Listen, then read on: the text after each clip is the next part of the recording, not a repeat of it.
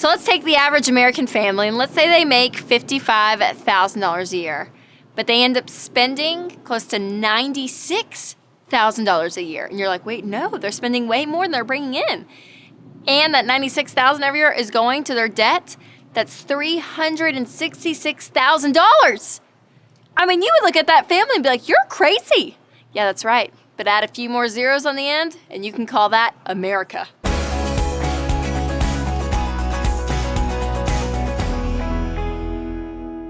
That's right, you guys. It's election year 2016, and if you know anything about me, you know that I love politics. So this vlog, I don't want to go deep into politics because there's a lot of, stuff we could get into, but I want to keep it pretty high level. So there's like a philosophical discussion around politics this year, but let's just look at the math portion of what some parties are presenting. Because some people in the political race this season talk about how they want the minimum wage raised to $15. They want, student loans to be forgiven. They want, public colleges to be free, all of this. And I'll be honest, the heart behind it, I get. And that's part of why I love talking to you all about money, because I want you to get in control of your money so that way you can help other people. So the generosity aspect of it, I totally agree with. Now, the question is the government responsible for those things? But that's getting philosophical. We're not going there.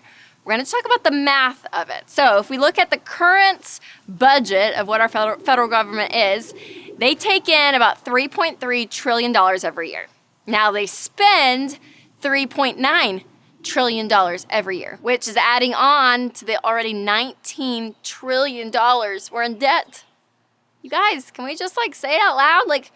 We don't have the money to pay for all the stuff that we already want. And it's a hard pill to swallow sometimes, and it's a hard pill as Americans that, I want stuff that I can't afford, but it's happening. If public college was free, that would be about $95 billion that we don't have, by the way, plus about $45 billion in room and board, if you want to cover that as well. A lot of expenses here that we just simply can't afford. And some people are like, well, take from the wealthy, take from the 1%. But what's crazy is if you take the top Forbes 400 wealthiest people and you just took all of their money and you took all their net worth, that's about $1.3 trillion.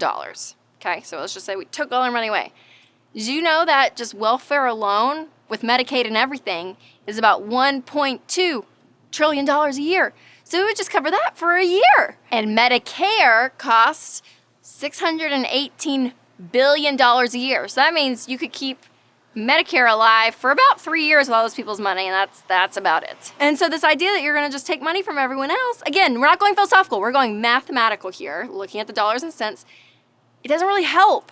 So this election season, I just want to tell you all, number one, you need to vote. But number two, look at what people are saying and take the emotion out of it. It's not about who you like, who you don't like. And again, the heart behind things may be very true and real, but is it the government's responsibility? And if it is, can we, the American people, afford it? And if you look at the average family that we looked at the beginning, no, we can't. We're going deeper and deeper in debt. Oh man, Debbie Downer on this vlog, but just wanted to put some numbers to what's going on in this election season. So go vote. Hope you guys enjoyed this outdoor vlog going on with all the noises and the cars and the wind. It's great.